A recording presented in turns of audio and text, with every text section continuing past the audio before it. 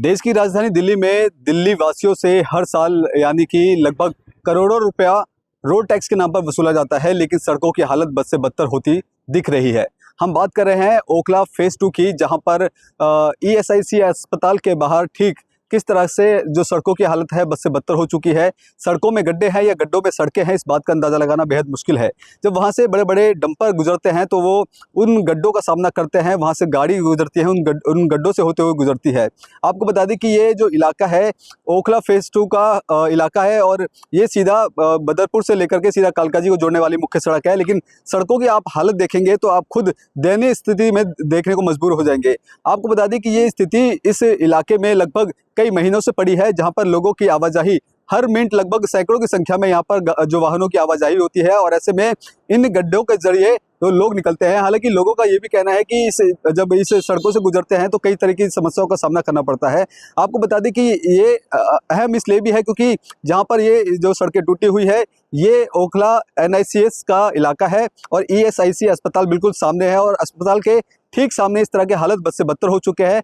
ठीक इसी से मात्र 50 मीटर की दूरी पर जो कूड़े का खत्ता है, जो यानी कि कह सकते हैं कूड़े का पहाड़ है, जो दिल्ली के 3 पहाड़ों में से एक है, जो तुगलकाबाद का लगता है और हालत इतने बद से बदतर हो चुके हैं कि लोगों का निकलना मुश्किल हो जाता है। हैरानी वाली बात तब सामने आती है जब बारिश का मौसम होता है, जब बारिश के दौरान यहाँ पे पानी भरता है तो यहाँ पर कई दुर्घटनाएं हैं वो देखने को मिलती है। लोगों का कहना है कि इस मामले को लेकर के स्थानीय विधायक को कई बार शिकायतें दी जा चुकी है या इस इलाके के सांसद को कई बार जो शिकायत दी जा चुकी है, लेकिन बावजूद इस इलाके को जो सड़कें हैं वो ठीक करवाने की तो कोशिशें हैं वो लगातार नहीं की जा रही है। लेकिन आम जनता कहीं ना कहीं इससे परेशान है और लगातार प्रशासन से और सरकार से गुहार लगा रही है कि इस इलाके को ठीक करवाया जाए, क्योंकि ये जो मुख्य सड़क है इसको हाईवे कह सकते हैं, क्योंकि यहाँ पर रोजाना कल बताया कि जिस तरह से हर जो मिनट है लगभग सैकड़ों की संख्या में गाड़ियां निकलती है, आवाजाही होती है और कई दुर्घटनाएं हैं वो इस सड़कों के कारण होती है। ऐसे में कहीं ना कहीं प्रशासन के ऊपर भी कई गंभीर सवाल खड़े होते हैं कि आखिरकार जब ये सड़क बनाई जाती है तब पूरा करोड़ों रुपए खर्च करके ये बनाया जाता है, लेकिन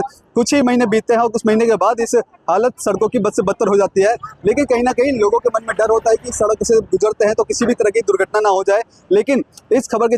चलने के बाद अब देखना होगा कि वाकई में इस सड़क का जो विकास है वो हो पाएगा जिस तरह से लोगों को उम्मीदें थी कि यहाँ पर जो प्रशासनिक व्यवस्था है उनको शिकायत देने के बाद यहाँ की सड़कें हैं वो दुरुस्त हो जाएगी। लेकिन अभी तक जो प्रशासन के कान पे जू नहीं रह गया है और सड़कों की हालत बद से बदतर है। लेकिन देखना होगा कि इस खबर चलने के बाद क्या प्रशासन के कान में जू रहेगा, क्या सड़क को वाकई में बनवाया जाएगा या फिर जो जनता है वो इसी सड़कों से गुजरने के लिए मजबूर रहेगी। कैमरा पर्सन कमलेश कुमार के साथ मैं संदेश सक्सेना, पंजाब केसरी.com, दिल्ली।